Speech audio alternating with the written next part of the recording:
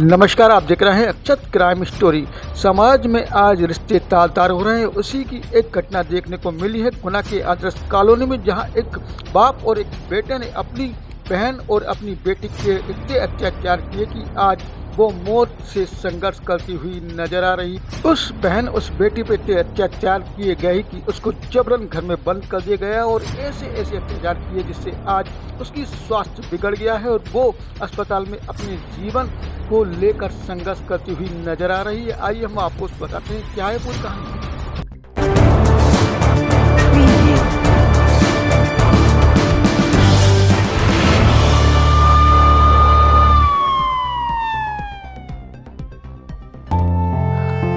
बच्ची के पिता लक्ष्मण उइके पेशे से एक सरकारी स्कूल के हेडमास्टर हैं, एक शिक्षक जो समाज को ज्ञान और नैतिकता का प्रतीक माना जाता है। लेकिन जब एक गुरु ही अपनी बेटी पर अत्याचार करने लगे तो इसे क्रूरता की हद भी कहा जा सकता है।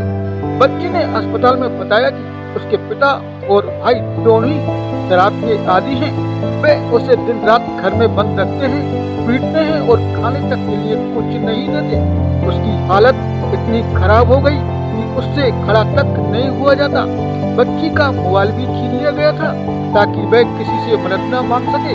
गरिमा उइके खुद एक हॉकी खिलाड़ी थी, लेकिन पिता की प्रेरणा और बीमारी के चलते लगातार स्वास्थ्य बिगड़ गया और उसे घर में जबरन कैद कर दिया गया था, जिससे उसका खेल और जीवन दोनों ही बर्बाद होने लगे।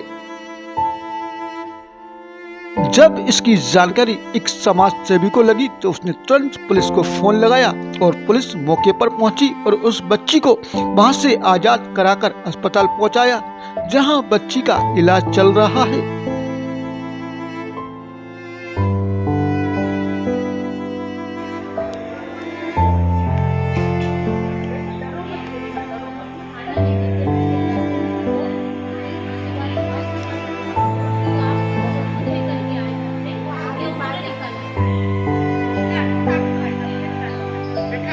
शुक्रवार को इस घटना को लेकर भाजपा महिला मोर्चा की प्रदेश अध्यक्ष वंदना मांडरे एवं महिला मोर्चा की सदस्य अस्पताल पहुंची और उस बच्ची से बातचीत की, साथ ही उसके इलाज के लिए समुचित व्यवस्था करने के लिए अस्पताल प्रबंधन से बातचीत भी की।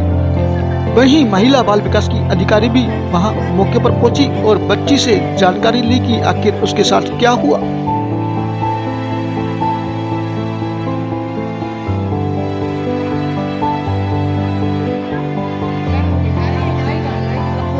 खेलना चाहती हैं द्वारकी से, आप खिलाड़ी नहीं हैं?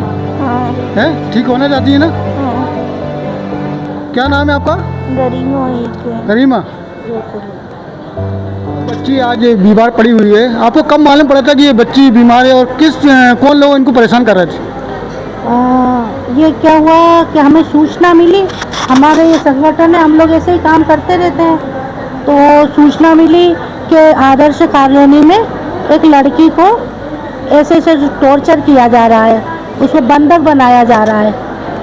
सूचना मुझे, ये लड़की है प्रियंका यादव, मेरे साथ ही रहती है, इसके द्वारा मिली।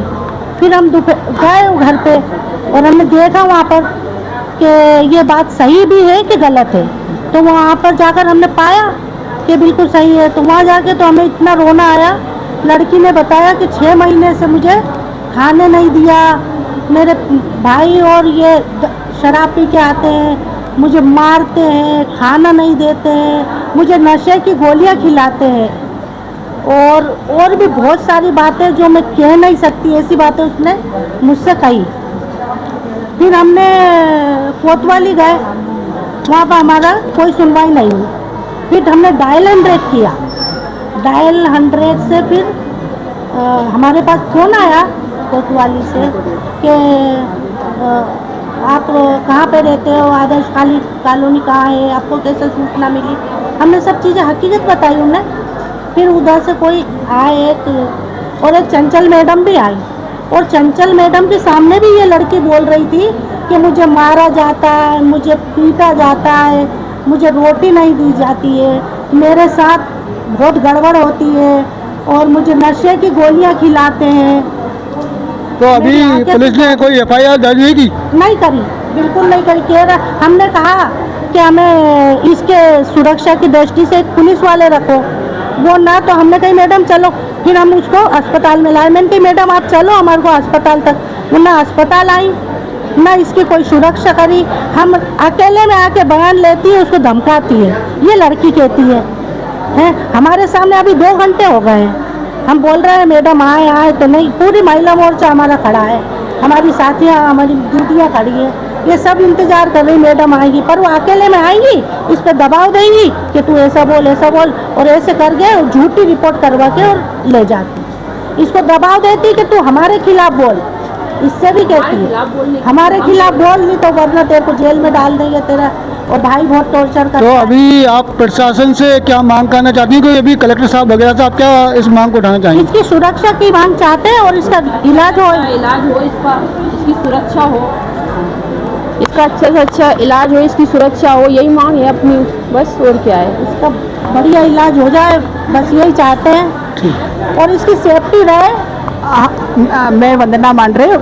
जैसे ही हम लोगों को मालूम पड़ा कि ये 19-20 साल की छोटी सी बिटिया है और इसके साथ इस तरह से ये कृत्य पिछले कई महीनों से हो रहा है, तो आज हम पूरी महिला मोर्चा की बहनें आए हैं। और इस हॉस्पिटल में आने के पहले मैंने यहाँ के जिला प्रशासन जी उनको भी बताया, और महिला बाल विकास उनके सहयोग से, प्रशासन के सहयोग से महिला बाल विकास अधिकारी का भी फ़ोन आया, और उन्होंने 1 स्टॉप होम की भी यहाँ मैडम को भेजा था। उन्होंने भी आके स्थिति देखी है बच्चे की। तो बच्ची का कहना यही है, चूँकि बच्ची बहुत घबराई हुई है, इतने दिनों से जब जो बिल्कुल पैक रहेगा, नज़रबंद रहेगा, तो उसकी क्या स्थिति होगी। घर में माँ नहीं है, पिताजी भी दारू पीते हैं, भाई लोग तो दारू पीते ही हैं, और इसके साथ क्या क्या कृत्य करते हैं। तो ये जो घटना गुनाह में हो रही है और हम लोगों के सबके नॉलेज में आई है, तो ये बहुत ही एक सोचनीय विषय है कि आज हम सब लोगों की बच्चियां हैं।